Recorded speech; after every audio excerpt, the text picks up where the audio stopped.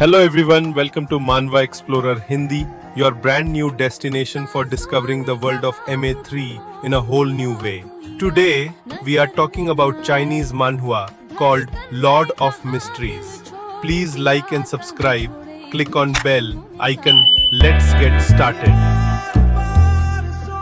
हाथ नीचे थे और वो खुद के बारे में सोच रहा था, लेकिन फिर भी ऐसा क्यों लग रहा था जैसे उसके सिर में कोई खून से बनी चाकू धीरे धीरे घुस रही हो। मैं ऐसे कैसे वापस सो पाऊंगा? लगता है कल मुझे बीमार छुट्टी लेनी पड़ेगी, उसने घबराए हुए स्वर में कहा। रुको, वो हैरान था और बोला, मैं ठीक कहाँ हूं? एक ऐसा डेस्क जिसे मैं पहचानता नहीं, एक ऐसा कमरा जिसे मैं पहचानता नहीं। फिर उसने मुड़कर देखा और वहां एक अजीब खामोशी थी, एक अजीब लाल चांद। उसने अपना सिर घुमाया। क्या ये मैं हूं? जॉइंग रूई? क्या हो सकता है कि मैं ट्रांसमाइग्रेट कर रहा हूं? अरे यार, मैंने ऐसे टाइट के बहुत सारे वेब नॉवल पढ़े हैं, लेकिन सोचा भी नहीं था कि मैं सच में ट्रांसमाइग्रेट हो जाऊंगा। ठंडा रहो, ठंडा रहो, ठंडा रहो। मुझे अपने आप को संभालना होगा। मैं अपने ख्यालों को इकट्ठा करूं। मुझे याद है कि हाल ही में मेरा काफी बुरा हाल था। आज काम से निकलते वक्त मुझे लगता है मैंने एक सड़क वाला देखा जो पुराने किताबें बेच रहा था। पता नहीं क्या हुआ, पर मैंने एक किताब खरीद ली। आशीर्वाद आते हैं अमर स्वामी से, आशीर्वाद आते हैं स्वर्ग और पृथ्वी के स्वामी से। आशीर्वाद आते हैं अमर स्वामी से। और मैंने किताब की हिदायत के मुताबिक अपने कमरे के चारों कोनों में मुख्य खाने की चीज रख दी और भाग्य बढ़ाने का एक रिवाज किया।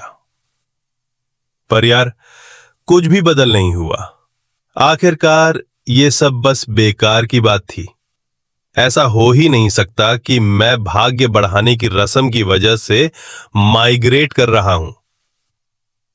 मेरा सिर फिर से दर्द करने लगा और यादें मेरे दिमाग में उमड़ आईं।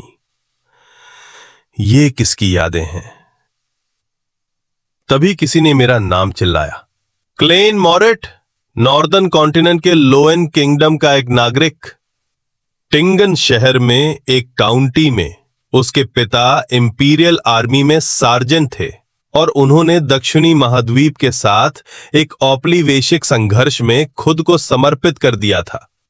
उनके परिवार को मिलने वाली पेंशन की वजह से क्लेन को एक प्राइवेट ग्रामर स्कूल में दाखिला लेने का मौका मिला।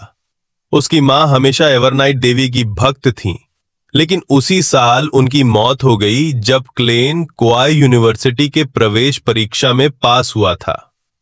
फिलहाल वो अपने बड़े भाई और छोटी बहन के साथ एक 2 बेडरूम के अपार्टमेंट में रह रहा है। सिर्फ बड़े भाई का सहारा था, जो एक इंपोर्ट एक्सपोर्ट कंपनी में क्लर्क की नौकरी करता है और इतिहास में ग्रेजुएट है। क्लाइंट को प्राचीन फाइक भाषा अच्छी तरह आती है, जिसे कहा जाता है कि ये उत्तरी महाद्वीप की हर भाषा की जननी है। उसे हेरेमीज भाषा भी आती है, जो प्रार्थना और बलिदान से जुड़ी है और अक्सर प्राचीन ग्रंथों में मिलती है। अचानक उसने एक नोटबुक देखी जिस पर लिखा था हेरेमीज भाषा में, हर कोई मरेगा, मुझ में भी शामिल। और वो कुछ पल के लिए चुप हो गया। ये हाथ इतने गंदे क्यों हैं?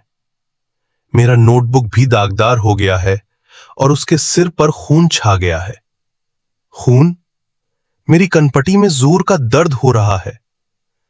क्या उसने अपने सिर में छेद देखकर झटका महसूस किया? क्या मैं इस तरह मर गया? गोली लगी है? ये कैसे हो सकता है? इतनी गंभीर चोट से कोई कैसे बच सकता है? रुको, उसके हाथ कांप रहे थे जब उसने अपने सिर को छुआ। जख्म आधा भर चुका है। ये सब क्या हो रहा है? मैं कुछ कल्पना तो नहीं कर रहा? मैं सच में अभी भी जिंदा हूं क्या? ये तो पुनर्जन्म की प्रक्रिया से होने वाला एक इलाजात्मक असर है। और एक और सवाल है, उसके पीछे मैं इस पर पिस्टल थी।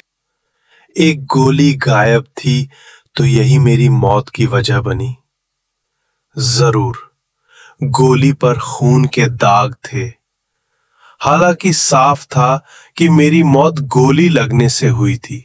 सवाल यह था कि ये आत्महत्या थी या हत्या। मैं गोली को चेक कर रहा था कि क्या ये आत्महत्या थी। खैर, परिवार इतना गरीब था कि बड़ा भाई बेंसन को यहां तक कि इस मेज पर लगे गैस लैंप तक खरीदने के लिए बहुत मेहनत करनी पड़ी थी। तो मैं कहां गया होता, कहां मिलता? रिवॉल्वर के पैसे थे, लेकिन अगर ये हत्या थी तो हत्यारे का मकसद क्या था? ऐसा भी नहीं कि कोई गरीब निचले तबके का इतिहास का ग्रेजुएट कोई बड़ी परेशानी खड़ी कर सकता। अरे पानी मुंह पे डालता हूं यार। इस शरीर के असली मालिक की यादें बस टुकड़ों में बची हैं।